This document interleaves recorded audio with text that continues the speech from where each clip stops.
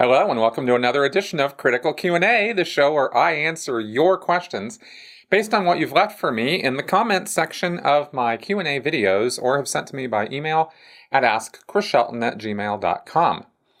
Okay, we had a really interesting, I thought, special podcast this week that's not Scientology related, so I know some folks aren't going to be interested, but the material is actually literally life and death. And I spoke with a man, Dave Warnock, fascinating individual, and I hope that you guys will check that podcast out. Something else I wanted to kind of throw out here for the general audience who comes along and listens to my stuff here. Sometimes, I foray into political rhetoric or political talk, give my opinions about it, give data about it, whatever. To me, and I know this is not true of everybody. In fact, there are no other Scientology critics I know of who particularly, go drawing political comparisons. But I do. And the way I see it, cults and religion and politics all go together like PB and J. They're like, how can you talk about one without talking about the other in the United States, at least? I don't know how to do it.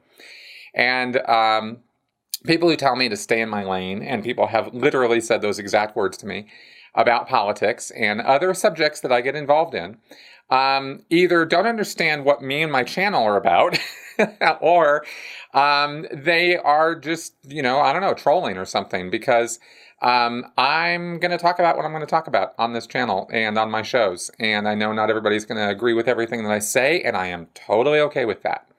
But I hope that even if you don't agree, in fact, especially if you don't agree, you could respectfully state your disagreements with my arguments, not with me as an individual, in the comments section, and that might encourage me to respond. Sometimes I get a little snarky in the comments. That is true. I have done that. But that's almost always in reply to snark sent to me. So anyway, maybe we could just not do the whole tit for tat thing and just have conversation instead. I really will do my level best. I really will. You can always count on that. And if I screw up and it gets pointed out to me that I screwed up, I usually see it, and I'm usually okay with being told that I've screwed up on something if I truly have. And if it's a real factual error, I'll even yank videos. So that I've done that before. So anyway, I just kind of wanted to throw that out there, because sometimes I get a lot of positive commentary, a lot of positive replies and feedback from you guys, way more than I get negative. It's just my negativity bias kicking in that sometimes the negative has, I feel needs to be paid attendance to or given some response. So anyway, that's some of my response there. Now, we got some interesting questions this week. And I also wanted to say very quickly, without giving shout-outs by name this time, I'll get to that in the future, but all my Patreon supporters and the ones who have just signed up this last month, very generous support from you guys. Thank you very, very much, each and every one of you. I just wanted to at least give that much of a shout-out. All right, so now let's get on with these questions. ZCNS. Do you play? How is music seen in Scientology? For instance, in most public schools, there are several times you're introduced to instruments, offered band, etc. Does this happen in the Scientology schools? Are you looked up to or down on for being a musician? For instance, are kids encouraged that music is a waste of time or something? Also, I've seen the tacky, seemingly promotional videos of the officers singing. It looks like a bad rendition of We Are the World, but I understand that Scientology doesn't have a regular weekly service/meeting, etc. So are there really any Scientology songs? Okay, wow, a lot of stuff in this question here. So let me just kind of go from the beginning. No, I do not play any instrument at all. I'm not musically inclined. I would like to be. I used to have a keyboard that would sit behind me in the videos, and that was all it would do, is it would just sit behind me. I hardly ever got to it. And I finally just went, okay, let's get real. We're not doing that. We're doing something else. So I quit trying. But as far as music in Scientology, music's huge in Scientology. Scientologists love music. And there are all kinds of Scientology songs. Do the Scientology schools offer music programs? I honestly don't know. I don't recall one being offered up in Delphi in Oregon, which is the only Scientology school that I've actually been on the grounds of, other than the Apple school that I went to when I was very, very young. But it wouldn't surprise me if they did or they didn't. But it wouldn't be because if they don't, it's not because Scientologists don't like music or have some problem with teaching music. It's probably just the expense of getting good music teachers. So are you looked up to or down on for being a musician? No, I think if anything, you probably looked up to, because Scientologists love to think of themselves, as at least a lot of them do, as very creative people. And Hubbard encouraged a lot of creativity in the arts. He was a writer, and he loved writing, and he talked a lot about writing, and he wrote books about, or bulletins at least, about how to do art. And the things that he wrote about art, some of them are laughably stupid, some of them are, useful or have some practical use to them. But all the things that he wrote there, he said applied to all the arts, and he encouraged people to participate in and be involved in the arts, because he said that's what raises people up and raises their tone level, and it's the joy of creating. He had a whole little poem connected with that, which was about emotional control and manipulation. So it was kind of mixed in with this message of, the greatest joy there is in life is creating. Splurge on it. Well, that's great, The forcing yourself to smile part, I'm not so sure about. As far as the weekly meetings, they actually do have weekly Sunday services. At least they're supposed to.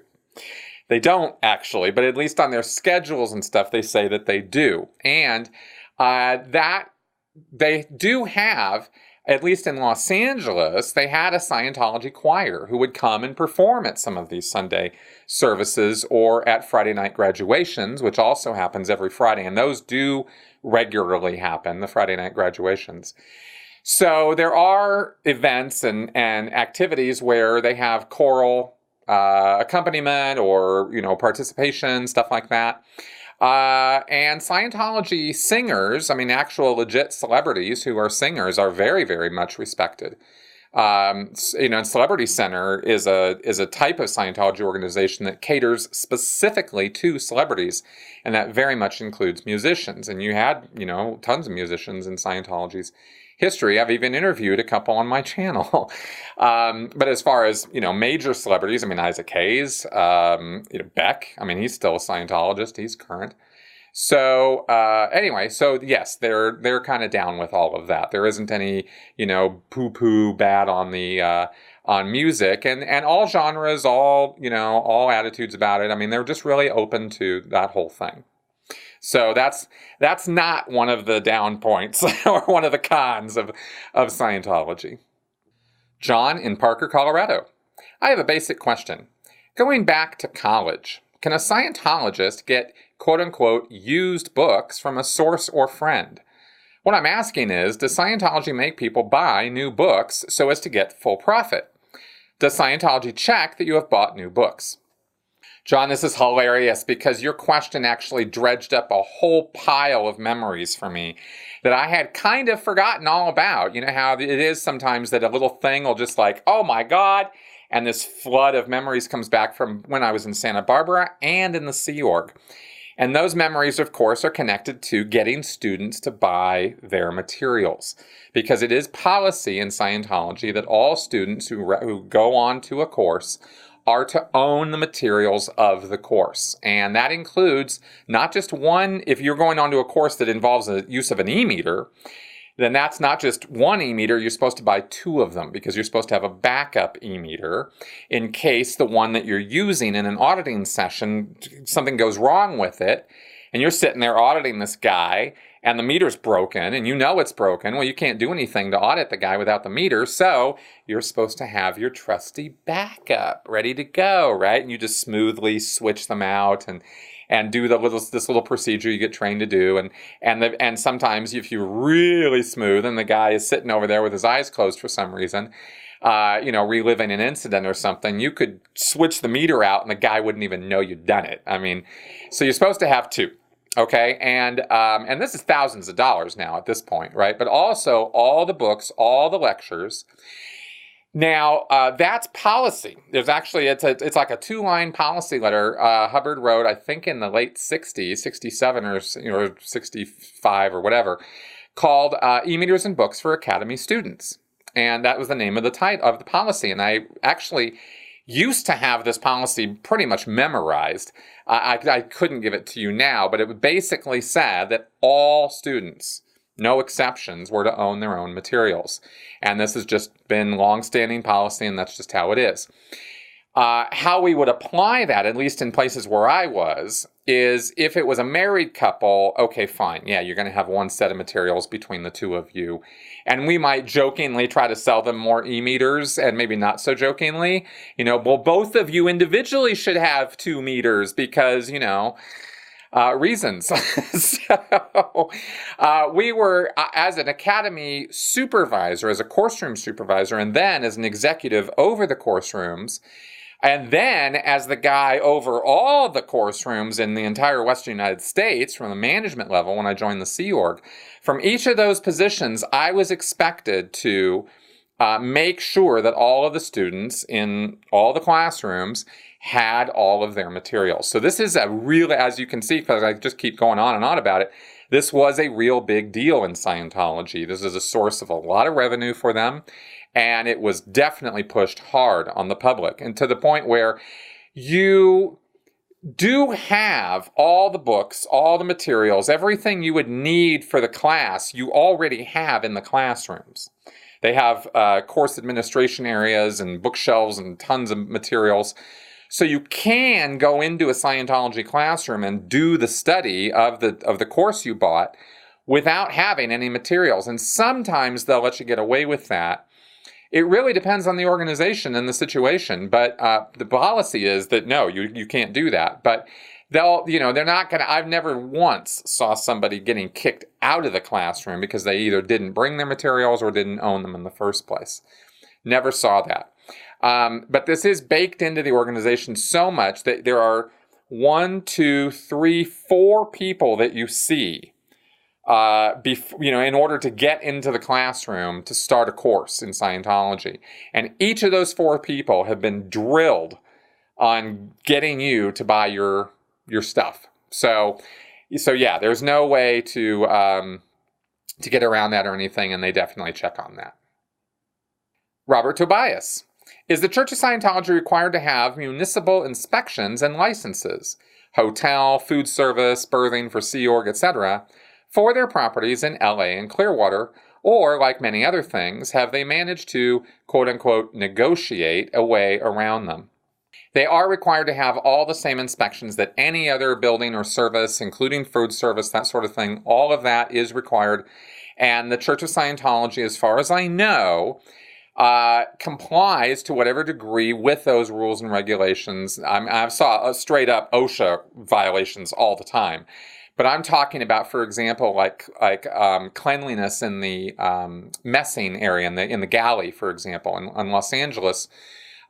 We got in the county or city of Los Angeles, they literally have an A through F grading system for all the restaurants and food service places, grocery stores. All this stuff has this A to F labeling, and they can shut you down if you flunk your inspections for sanitation and food quality and stuff like that. Well, they did come around and inspect the galley of Big Blue in Los Angeles, and I think we got like a B or something, and people were up for like 3 days straight cleaning that entire galley. I remember that thing. It was it was 3 straight days of scrubbing and scrubbing and scrubbing down that galley. The whole thing got shut down. I think people were being served pizza because the galley was unacceptable. I might have even gotten a C. I mean, something flunked. It was a flap. It was a problem.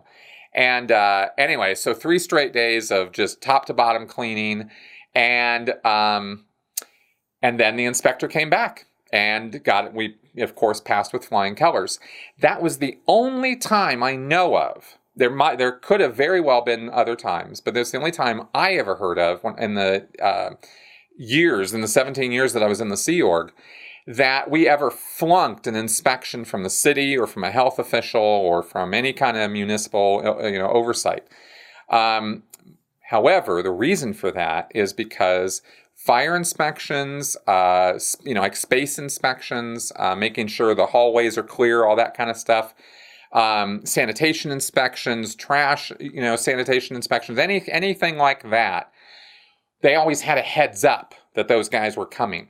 There was not once that I was aware of that there was a surprise inspection.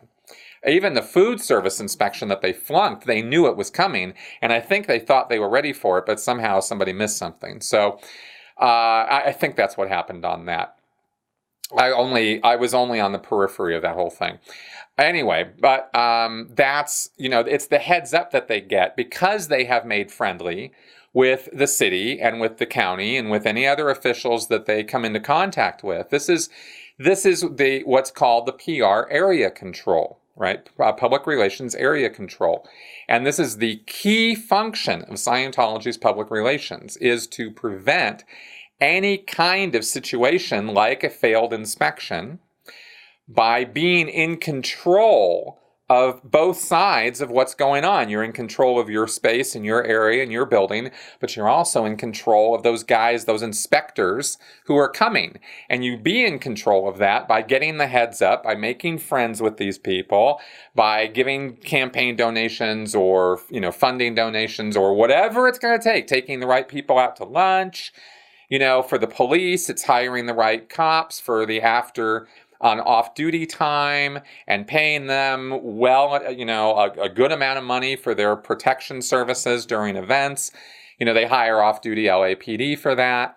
So it's all of those community type things. It's going to community functions and looking and sounding like a complete idiot, but showing up anyway, so at least you're there.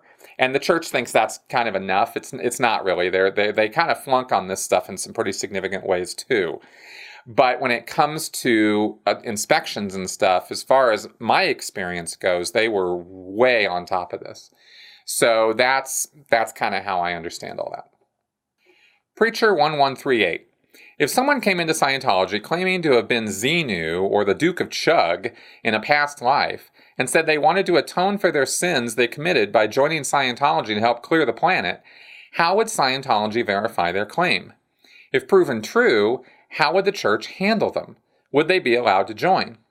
I swear if I could get away with it, I would actually try this because it would be kind of funny, but it would also be kind of stupid because as I've gone over before, most Scientologists don't know anything about Xenu.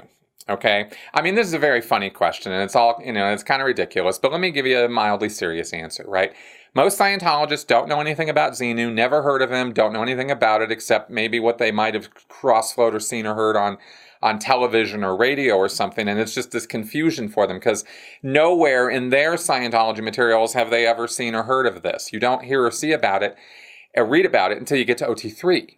And OT3 is, like 5% of Scientologists get there. So, you're talking 1 in 20 Scientologists are going to have heard the word Xenu, read the material, gotten to OT, right? Yeah, I mean, might be a bit, even 5% might be a bit liberal on the estimation there. Duke of Chug, I mean, you're talking about a handful of people. Literally a handful of people in the world that have actually seen the Chug references. Very, very small number of people. I mean, it's more than a handful, maybe 50. I mean, seriously, like who have literally directly had eyes on that. At most 100 people in history, right? So, so who's, so you start talking about Duke of Chug and people are just going to look at you like you might as well go in there and say, I was Cleopatra or Jesus Christ or something like that, right? And as far as, and if you then explained who you were, well, that's all very interesting. But if you said L. Ron Hubbard wrote about me, if you said I was the Duke of Chug and L. Ron Hubbard wrote about me, somebody might be like, oh, how do you know that? Or where did he write about you? Like, nobody's going to have seen that issue. It is a extremely high level confidential issue. Way more confidential than the Xenu stuff, the Dukachug stuff. So anyway, so really what would end up happening is the joke would just fall really dead. Because nobody would really understand what you're talking about. And anybody who did understand what you were talking about would kick you out just like that. They'd be like, oh, you were Xenu. Okay, yeah, let's go, buddy. Just out the door with you. Nobody would give you the time of day, is basically what would really happen. Odelia, I have a question that rose from the last podcast you did. How do you know for sure that OSA is listening to your podcasts? Are you 100% sure about it? I would think that if I were an OSA staff member and was constantly listening to all these master works that you're regularly putting out, I would think twice about continuing in Scientology. After all, the staff are eating lots of crow and humiliated for nothing and sleep deprived, etc. What benefits do they have? I have a hard time thinking how a normal person in his senses could continue there after all the bombarding information that they listen to. They could think, oh, what a bunch of bad news and then theta about Scientology, but I'm sure that from all of the sordid information, there would be, even if one point that could cause them to make a switch and start their critical thinking that have been so abused. Further, I assume that if they're listening to you, they're listening to all the rest too. It seems next to impossible to continue conducting routine work and think straight. Do you know of any such event that you helped a staff member to get out of there? Okay, lots here. So, no, I'm not 100% sure. I wouldn't stake my life, for example, on the idea that OSA is listening to every word that I say. However, I understand that they maintain a pretty good, tabs on all the critics, all the work that we put out, what we're saying. And so the only way for them to be able to keep tabs like that is to either watch the videos, read the transcripts of the videos, look at the, show notes or whatever. I mean, somehow they're going to have to get some idea of all the content that's being put out. And they are meticulous and they are detailed and they do have the time and resources to do this kind of thing. Because the thing about the OSA guys is they don't have anything else to do all day except this kind of stuff. This is their job. At least for a couple of them it is.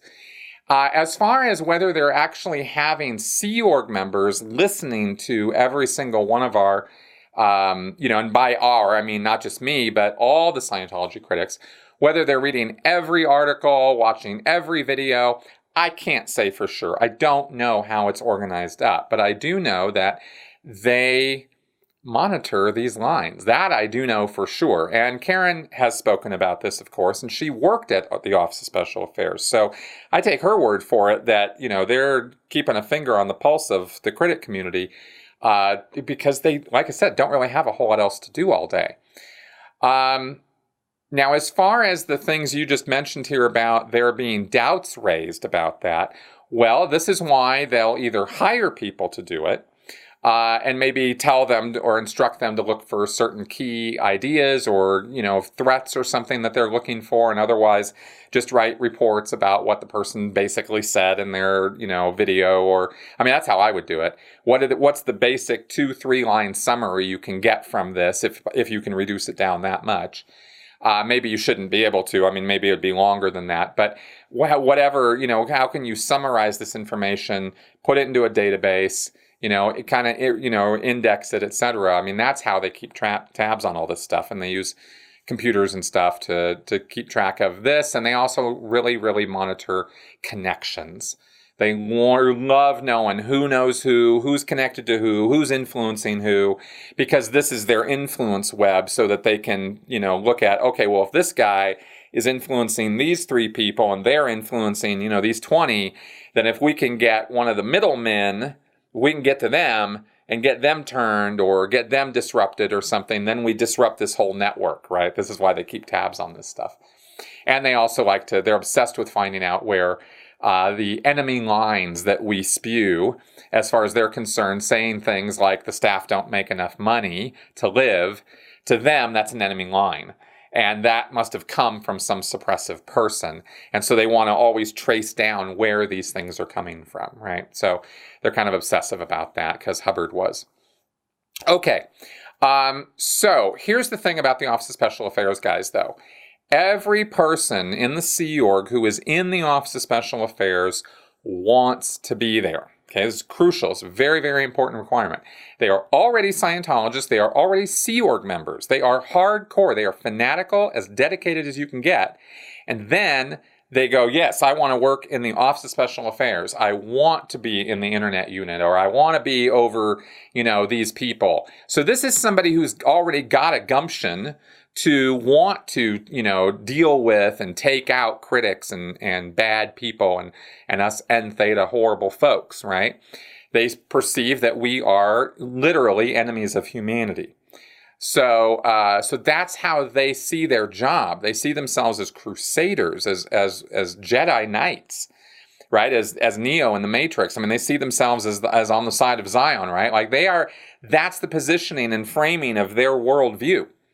So everything we say are calculated lies that are being fed to us or that we're inventing ourselves, us critics, in order to, tell you guys about. And so they've already got shields up, walls up, everything's, nothing's going to get through them sort of thing. The way you bust through that, of course, is that something has to happen to them personally. There has to be some personal betrayal, and then they turn. Because I have had former OSA staff on this channel. I've interviewed them. I've talked to them about this. And they said, yeah, when you're going through this material, or you're looking at the critics like me and what we have to say, or Leah and Mike and, the heavy hitters, not just me. They're not tuned in to accept this information as true. Everything we say is automatically rejected. Right? But if something happens to them personally, which it almost inevitably is going to, because the nature of the Scientology and the Sea Org, eventually there's something, not that they necessarily hear or see from us, but something Scientology does that gets them to go, oh my God, what? And then connections start happening, right? Then the walls start coming down and the mental barriers start coming down, because now they feel that they have been victimized somehow. And they have been, probably, sent to the RPF, made to stay up for days on end, the sleep deprivation, etc., right? All of those things become horrible when the truth of the situation starts coming to light, that you are being victimized and that you are being used. That you as a Sea Org member, you're just a pawn in somebody else's game. And your whole, vision of being a Jedi Knight or Neo or something just kind of disappears when you are faced with the stark reality of wearing blue, black and gray in the RPF for the next 3 to 5 years. I mean, that kind of stuff is a real wake-up call, and you really start looking at and realigning what's been going on, and you see that, what you've been telling yourself is really just a bunch of crap. So that's how the wake-up starts happening. And the epitome of this, not somebody I worked with, but the epitome of this is Mike Rinder. He was the head of the Office of Special Affairs. He was at the top, and he was there for years. And then he got busted, and he was put in the hole, and he was there for years. A lot of physical, emotional, psychological degradation and abuse. And he still stuck with it because of this idea that, you're one of the elite, one of the hardcore, one of the people saving the world. And you just need to get through this time period of awfulness, and you have the rest of your eternity as a Scientologist and Sea Org member to salvage this planet, get your own life in order, get up the bridge, get OT'd, make all these wonderful things happen. These little setbacks like ending up in the hole, we'll deal with that. So, and he tried to deal with that until it just became obvious after months and years of degrading behavior and abuse. Oh, finally the light dawned. When he was over in the UK, and he realized, oh, I don't have to go back to that. I don't want to go back to that. I can't go back to that. Because reality suddenly hit. And that kind of epiphany, type moment is what every single cult member has to have.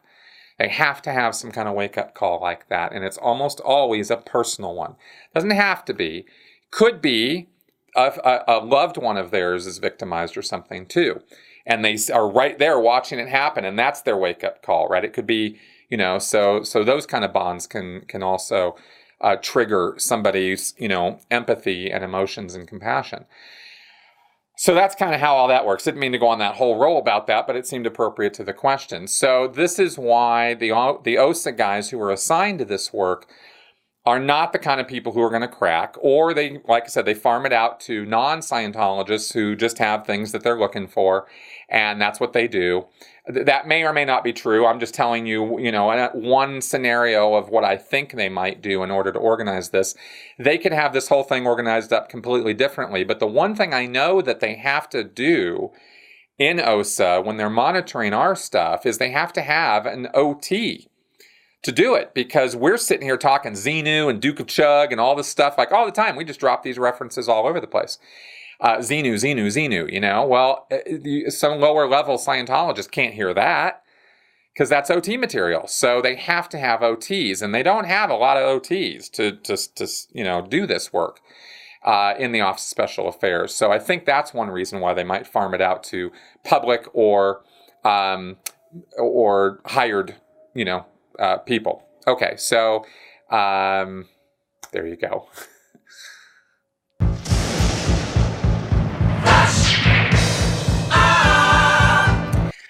Flash answer time.